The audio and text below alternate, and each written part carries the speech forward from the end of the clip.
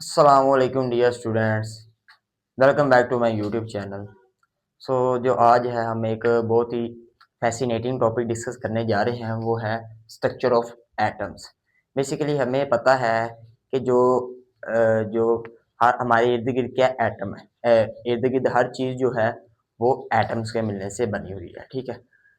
इसके अंदर हम डिस्कस करेंगे कि एटम्स के अंदर क्या-क्या चीज़ें पाई जाती हैं, वो किस तरह का उसका अंदरूनी स्ट्रक्चर होता है, इंटीरियर उसका किस तरह का होता है, उसके अंदर कौन-कौन सी चीज़ें पाई जाती हैं, उसे डिस्कस करेंगे। जो स्टूडेंट्स अपनी वीडियो की तरफ बढ़ते हैं, टॉपिक की तरफ बढ़ते हैं। एटम्स।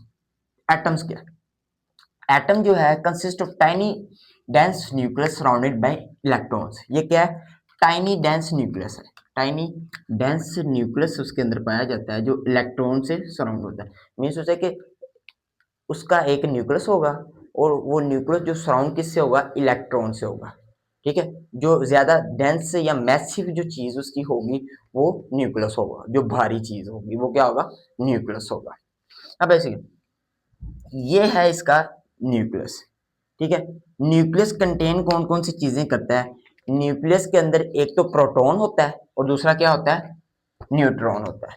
ठीक है। और ये होता है न्यूक्लियस के गिर्द इलेक्ट्रॉनिक क्लाउड। अब इलेक्ट्रॉनिक क्लाउड के अंदर ना इलेक्ट्रॉन पाया जाएगा। ठीक है। इलेक्ट्रॉनिक क्लाउड के अंदर इलेक्ट्रॉन पाया जाएगा।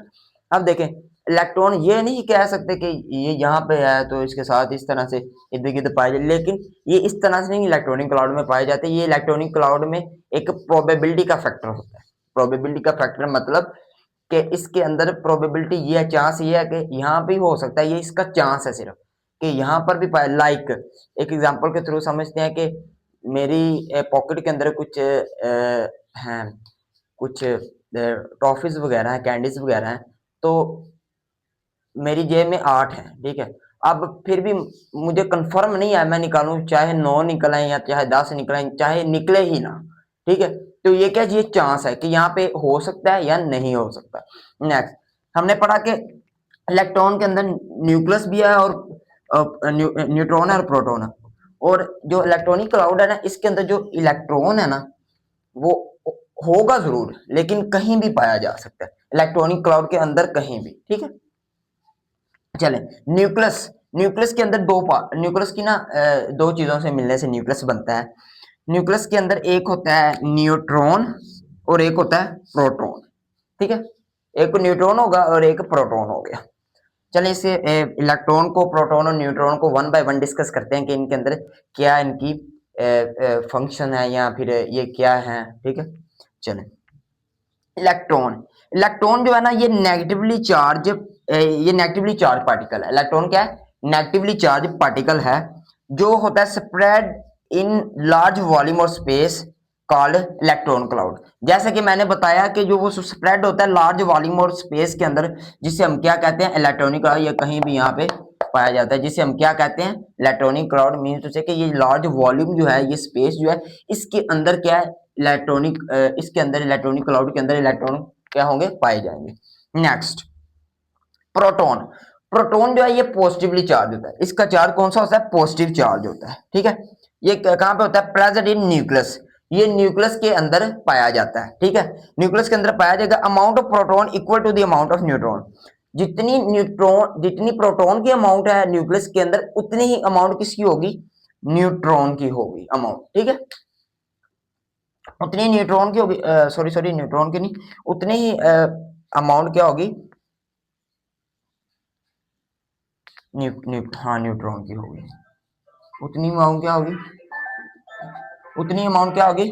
न्यूट्रॉन की होगी। ठीक है। और न्यूट्रॉन की तरफ बढ़ते हैं। न्यूट्रॉन क्या है? अनचार्ज पार्टिकल है। क्या है? अनचार्ज पार्टिकल है। ठीक है। Present in nucleus. Present nucleus के अंदर पाया जाता है। अब देखें, हमें पता है इलेक्ट्रॉन न्यूक्लियस के अंदर प्रोटॉन भी पाया जा रहा है और न्यूट्रॉन भी और उन दोनों की जो तादाद है, अमाउंट है, दोनों की सेम होगी। प्रोटॉन की भी और न्यूट्रॉन को भी न्यूक्लियस के अंदर। ठीक है। अब नेक्स्ट न्यूट्रॉन। और एक और इसके अंदर ये होता है, जो इलेक्ट्रॉन, जितनी अमाउंट प्रोटॉन की उतनी ही अमाउंट इलेक्ट्रॉन की होगी, तब वो एटम क्या होगा? स्टेबल होगा। नेक्स्ट न्यूट्रॉन हमने डिस्कस किया प्रेजेंट न्यूक्लियस और अनचार्ज पार्टिकल है, ठीक है। आगे जो नंबर ऑफ प्रोटॉन है ना, जैसे कि हमने पढ़ा equal to the number of electron in uncharged atom. जैसे मैंने आपको प्रीवियस बताया कि जो एटम के अंदर या जो न्यूक्लियस के अंदर प्रोटॉन है या न्यूट्रॉन है, उन दोनों की तादाद कितनी है, सेम। और आल्सो क्या है, जो नंबर ऑफ प्रोटॉन है ना, प्रोटॉन के जो नंबर है ना, नंबर ऑफ प्रोटॉन, ये इक्वल किसके है, नंबर ऑफ इलेक्ट्रॉन के इक्वल है in uncharged atoms. Uncharged atom के अंदर जो number of proton is equal to the number of electron in uncharged atom. Mean to say कि इलेक्ट्रॉन, ये प्रोटॉन कौन सा है, ये पॉजिटिवली चार्ज है, ठीक है। और ये जो इलेक्ट्रॉन है ये क्या है, नेगेटिवली चार्ज है, नेगेटिवली चार्ज है, चार्ज है। अब देखिए अनचार्ज, उसने कहा कि एक अनचार्ज एटम के अंदर, आप देखें ना, ये एटम है, ठीक है। ये फर्ज कर लीजिए एक, ये क्या है, ओवरऑल क्या है, ये एटम है। अब इसके अंदर प्रोटॉन भी पाया जा रहा है, ये इलेक्ट्रॉन है, ये क्या प्रोटॉन है, और ये क्या इलेक्ट्रॉन है, ठीक है। अब अगर दो ही ये हैं तो दो ही ये हैं, तो इलेक्ट्रॉन क्या होगा, एटम क्या होगा, स्टेबल होगा, तो वो अनचार्ज रहेगा, उसके ऊपर कोई चार्ज नहीं होगा। अगर मैं इसे इलेक्ट्रॉन को कम कर दूंगा, इसे एक कर दूंगा, ये दो रहेंगे, तो उसके ऊपर नेगेटिव चार्ज आ जाएगा, मींस उसके ऊपर पॉजिटिव चार्ज आएगा, मींस उसे कि एटम को किसकी कमी होगी है, एक प्रोटॉन की कमी होगी है। इसलिए जब वो दोनों इक्वल होंगे तो वो स्टेबलाइज रहेगा, अनचार्ज रहेगा, ठीक है, उसके ऊपर कोई चार्ज नहीं होगा, कि वो इसका मतलब है वो स्टेबल है एटम, ठीक है। नेक्स्ट इलेक्ट्रॉन की मूविंग, इलेक्ट्रॉन जो मूविंग कर रहे होते हैं एटम के अंदर, वो हमें पता है, फर्ज करें मैं मूव कर रहा हूं, मैं यहां से यहां पे आता हूं, तो मेरे अंदर क्या आ गई, मैंने पोजेस क्या की, काइनेटिक एनर्जी मेरे अंदर आ गई, क्या आ गई, काइनेटिक एनर्जी। क्योंकि जब हम मूव करते हैं तो हमारे अंदर क्या आ जाती है, काइनेटिक एनर्जी आ जाती है, ठीक है। अब देखें इलेक्ट्रॉन जो है ये मूव कर रहे हैं कंटिन्यूसली, इलेक्ट्रॉन क्या कर रहे हैं, इलेक्ट्रॉन्स मूव कर रहे हैं कंटिन्यूसली, कंटिन्यूसली मूव कर रहे हैं, उनके एक जो न्यूक्लियस के गिर्द जो है ना, कंटिन्यूसली इलेक्ट्रॉन क्या कर रहे होते हैं, मूव कर रहे हैं। अगर वो मूव ना करें तो वो इलेक्ट्रॉनिक क्लाउड के अंदर गिर सकते हैं, ठीक है। उसकी मूविंग की जब तक वो मूव करते रहते हैं तो वो इलेक्ट्रॉनिक क्लाउड के आपस में अट्रैक्शन भी पर उनकी न्यूक्लियस अटैक उन्हें कर रहा होता है, लेकिन वो क्या करते हैं, उसे फिर भी ओवरकम करके वो मूव करते रहते हैं, ठीक है। काइनेटिक एनर्जी प्रोड्यूस करेंगे, काइनेटिक एनर्जी क्या करेगी, कॉन्ट्रैक्ट्स करेगी, रद्देअमल देगी the attractive force of proton that pull the electron to the nucleus. जो अट्रैक्टिव फोर्स है ना प्रोटॉन की, प्रोटॉन हमें पता है कौन सा इन पे चार्ज होता है, पॉजिटिवली चार्ज, ठीक है। Positive charge that pull the electron, जो इलेक्ट्रॉन को क्या करेगा, पुल करेगा, कहां, किसकी तरफ, न्यूक्लियस की तरफ। आप देखें वो काइनेटिक एनर्जी प्रोड्यूस किए तो वो रद्देअमल जाहिर करेगा, मीन टू से कि इलेक्ट्रॉन जो है, जो काइनेटिक एनर्जी, जो इलेक्ट्रॉन है उन्हें किन्होंने उसे अटैक किया, प्रोटॉन ने। अब इलेक्ट्रॉन क्या कर रहे हैं, मूव कर रहे हैं, मूव कर रहे हैं, तो उनके दरमियान कौन सी एनर्जी है, काइनेटिक एनर्जी। काइनेटिक एनर्जी की वजह से वो क्या करते हैं, मूव कर रहे हैं तो वो ओवरकम करते हैं, रद्देअमल जाहिर करते हैं इस अट्रैक्टिव फोर्स के खिलाफ, रद्देअमल जाहिर करता है, जिस वजह से अट्रैक्ट भी हो रहा होता है, लेकिन वो फिर भी क्या करता है, इलेक्ट्रॉनिक क्लाउड के जो न्यूक्लियस है उसके अंदर गिरता नहीं है, क्योंकि उसकी अपनी भी वो एक काइनेटिक एनर्जी क्या कर रहा है, पोजेस कर रहा है, ठीक है। नेक्स्ट अब जो प्रोटॉन एंड न्यूट्रॉन है, proton and neutron approximately same, इनका जो वेट है ना अप्रोक्सीमेटली सेम होते हैं। हमने पीछे भी पढ़ा the amount of proton equal to the amount of neutron.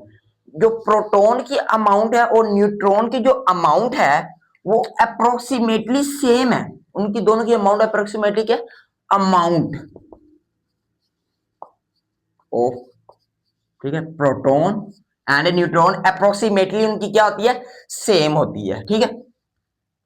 Next, और ये जो प्रोटॉन है सेम है, लेकिन ये जो सेम न्यूट्रॉन प्रोटॉन है ये हैवियर है 1800 टाइम, ये जो है 1800 टाइम मोर हैवियर है देन इलेक्ट्रॉन।